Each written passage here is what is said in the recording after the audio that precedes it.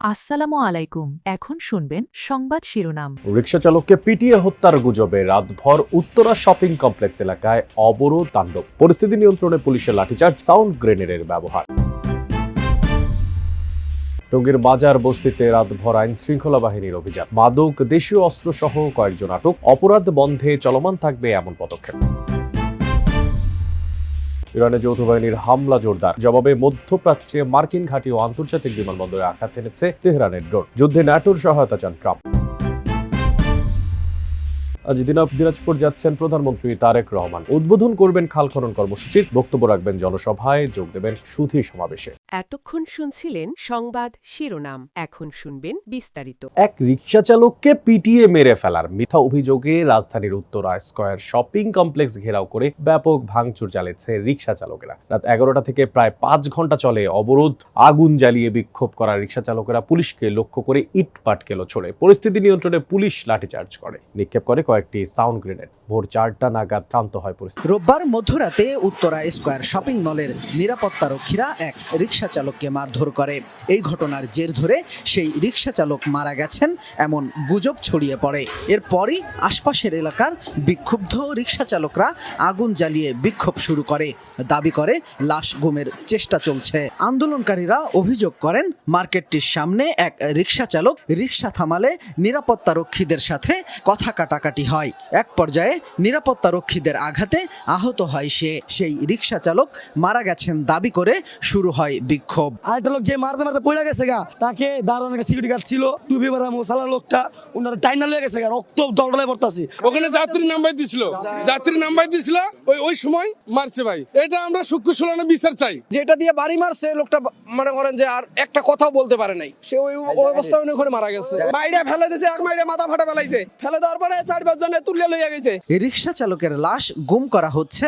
অভিযোগ উঠলে আরও ক্ষুব্ধ হন সড়ক অবরোধকারীরা। এক পর্যায়ে তারা শপিং মলের সামনের সৌন্দর্যবর্ধন গ্লাস, ইটপাটকেল ছুঁড়ে ভেঙে ফেলে। পরে পুলিশ পরিস্থিতি নিয়ন্ত্রণের চেষ্টা করলে তাদের ওপরও ছোড়া হয় ইটপাটকেল। পর্যায়ে ঘটনাস্থলে উপস্থিত হয় সেনাবাহিনী ও র্যাবের সদস্যরা। তাদের অভিযোগের ভিত্তিতে কয়েকজন আন্দোলনকারীকে সাথে নিয়ে যৌথ বাহিনী পুরো শপিং মল ঘুরে দেখে, কিন্তু ভেতরে লাশ লুকিয়ে রাখার অভিযোগের সত্যতা মেলে না। এ তথ্য বাইরে দেওয়ার পর আবারও বিক্ষুব্ধ হয়ে ইটপাটকেল ছুটতে থাকে আন্দোলনকারীরা। এ সময় পুলিশ তাদের ধাওয়া দিয়ে আর সাউন্ড গ্রেনেড ব্যবহার করে ছত্রভঙ্গ করে দেয়। গাজীপুরের টঙ্গীর মাজার বস্তি যেন ভয়ঙ্কর মাদকের হাট। মাদক সেবন এবং বাণিজ্যকে কেন্দ্র করে ঘটছে চুরি, ছিনতাই সহ নানা ধরনের অপরাধ। রোববার রাত্রে অভিযান চালিয়ে বস্তি থেকে মাদক কারবারি ও এই সংশ্লিষ্ট কয়েকজনকে আটক করে আইন শৃঙ্খলা রক্ষাকারী বাহিনীরা। আর উদ্ধার হয় মাদকদ্রব্য, দেশীয় অস্ত্র ও নানা ধরনের আলামত। টঙ্গীর মাজার বস্তিতে রাতভর অভিযান চালিয়েছে গাজীপুর মেট্রোপলিটন পুলিশ। এ সময় বিভিন্ন অপরাধমূলক কর্মকাণ্ডে জড়িত সন্দেহে কয়েকজনকে আটক করা হয়। উদ্ধার করা হয় মাদকদ্রব্য সহ বিভিন্ন আলামত ও দেশীয় অস্ত্র।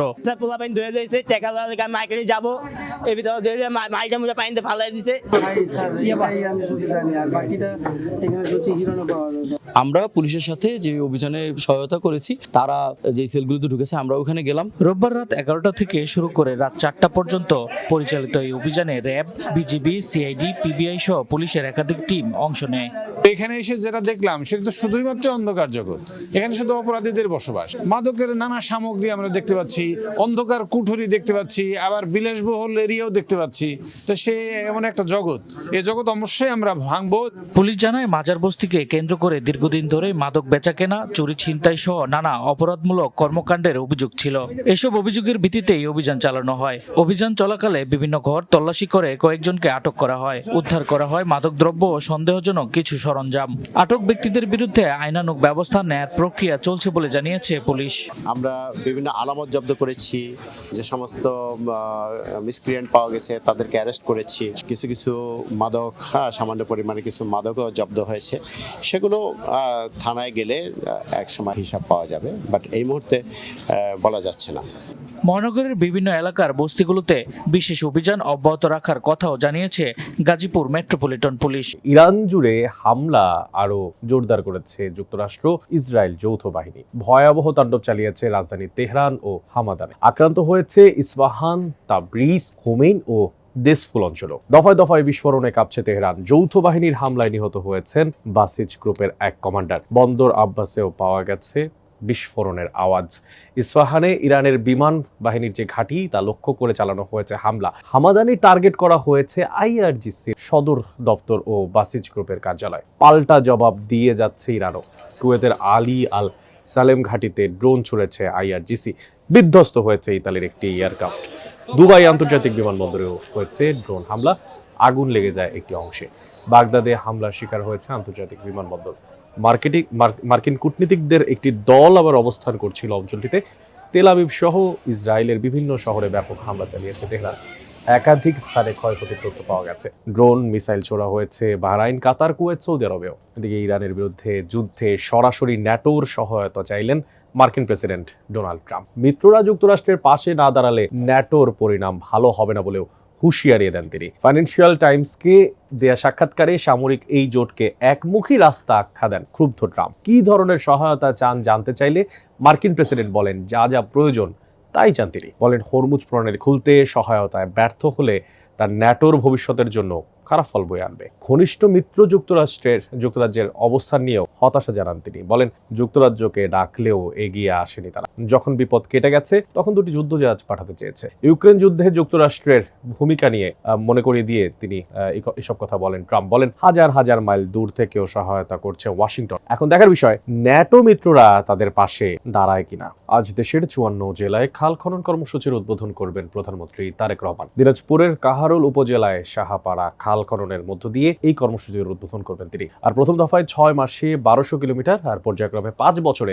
20,000 কিলোমিটার নদী, নালা ও খাল বিল খনন করা হবে। সফরসূচি অনুযায়ী সকাল 10:15টায় সৈয়দপুর বিমানবন্দর থেকে দিনাজপুরের কাহারোল উপজেলার বলরামপুরের উদ্দেশ্যে যাত্রা করবেন প্রধানমন্ত্রী। বেলা 11:30টায় সেখানে সাহাপাড়া খাল খননের মধ্য দিয়ে একযোগে দেশের বাকি 53টি স্থানে খাল খনন কর্মসূচির উদ্বোধন করবেন। উদ্বোধনের পর দুস্থ অসহায় পরিবারের মধ্যে ছাগল বিতরণ শেষে জনসভায় বক্তব্য দেবেন তিনি। বেলা 3:30টায় দিনাজপুর উপশহর এলাকায় ফরিদপুর কবরস্থানে নানা নানি খালাসহ নিকটাত্মীয়দের কবর জিয়ারত করবেন তারেক রহমান। আর বিকেলে 5টার দিকে শহরের গোরে শহীদ বড় ময়দানে দিনাজপুরের সুধী সমাবেশ শেষে ইফতার ও দোয়া মাহফিলে অংশ নেবেন তিনি। সন্ধ্যা 6:45টায় দিনাজপুর থেকে ঢাকার উদ্দেশ্যে রওনা করবেন প্রধানমন্ত্রী তারেক রহমান। এদিকে দেশের 12টি সিটি কর্পোরেশনের প্রত্যেক পরিচ্ছন্নতা কর্মীর জন্য 5,000 টাকা করে ঈদ উপহার দিয়েছেন প্রধানমন্ত্রী তারেক রহমান। রোববার বিকেল 3:30টায় সংসদ সচিবালয়ে চট্টগ্রাম সিটি কর্পোরেশনের মেয়র ও অন্যান্য সিটি কর্পোরেশনের প্রশাসকদের হাতে চেক তুলে দেন প্রধানমন্ত্রী। এই সময় তিনি বলেন নগর সেবায় নিয়োজিত সকল কর্মীর কল্যাণে সরকার ভবিষ্যতেও বিভিন্ন